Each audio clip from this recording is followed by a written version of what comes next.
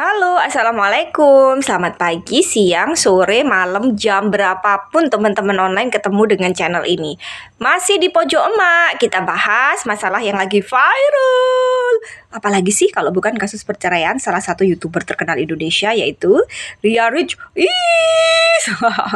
Oke, kita netizen nih, saya juga netizen ya. Jadi netizen ini jadi rame banget setelah isi gugatan itu tersebar. Nah, kita nggak mau ngebahas salah satu atau bukan salah satu ya, beberapa komen yang sering emak baca ya di kolom-kolom komentar gitu kalau ada berita tentang YouTuber ini, yaitu ada yang ngatain tuh, oh makanya nih gara-gara nikah sama perempuan atau istri yang lebih kaya. Oh my god, para netizen yang terhormat dan juga saya ya, karena saya juga netizen. Jadi ini itu masalahnya bukan pada istri yang lebih kaya. Tahu tidak ya, kebetulan beliau berdua adalah beragama Islam sama seperti saya. Di dalam agama Islam, Nabi Muhammad ya itu pernah menikah dengan namanya Siti Khadijah. Dan tahu tidak, Siti Khadijah itu kaya raya, lebih kaya dari Nabi Muhammad, super kaya raya, banyak hartanya. Tapi apakah pernah ada persoalan? Tidak. Bagaimana caranya Nabi bersikap memperlakukan Siti Khadijah? Loh, Siti Khadijah merelakan seluruh harta bendanya semuanya untuk perjuangan Nabi Muhammad. Oke, jadi nggak ada itu ya, baik-baik netizen budiman itu ya, nggak ada persoalan kalau seandainya dapat istri yang lebih kaya. Masalahnya suaminya bagaimana, sudah baik belum bersikap kepada istrinya. Contoh Nabi Muhammad bagaimana bersikap kepada istrinya. Oke, nah jadi ini yang sedikit menarik akan kita bahas. Jadi di dalam pernikahan itu seorang kepala rumah tangga itu harus memiliki kemampuan manajerial, kemampuan memanage. Ketika seorang lelaki meminang anak orang, maka pada detik itu, ketika sah gitu ya dinyatakan penghulu, dia itu memiliki beberapa fungsi atau peran. Ya, pertama, ya tentu dia sebagai anak seseorang karena masih ada orang tuanya. Dan pastinya dia menambah perannya menjadi seorang suami. Belum lagi nanti kalau punya anak, menambah perannya menjadi seorang ayah. Ada lagi peran dia yang tidak boleh dia lupakan. Peran bagaimana dia bersikap terhadap keluarga si istri. Ada banyak peran dan fungsi yang harus dia jalankan dalam satu waktu.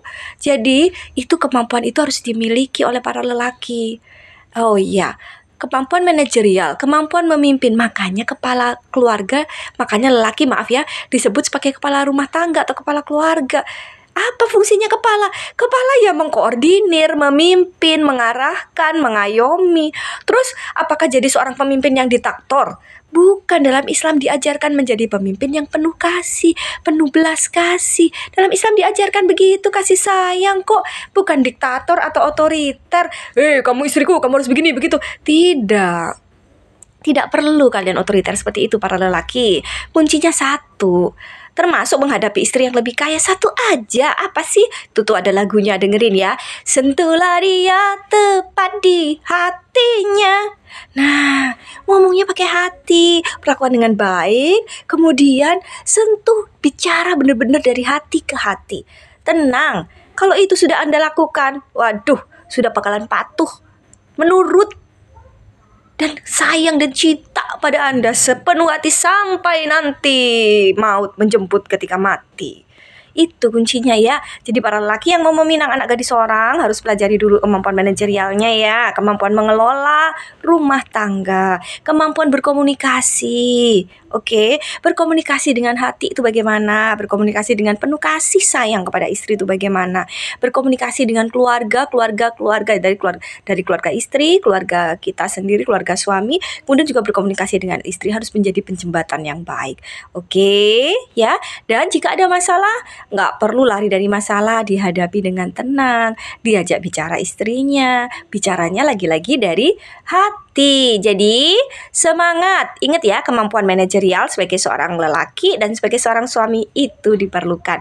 Jadi jangan takut ya netizen kalau dapat istri yang lebih kaya, penghasilannya lebih besar. Waduh, nggak usah minder ya, harus tetap percaya diri. Nabi Muhammad saja sudah contohkan bagaimana bersikap ketika mendapat istri yang jauh lebih kaya daripada beliau. Oke?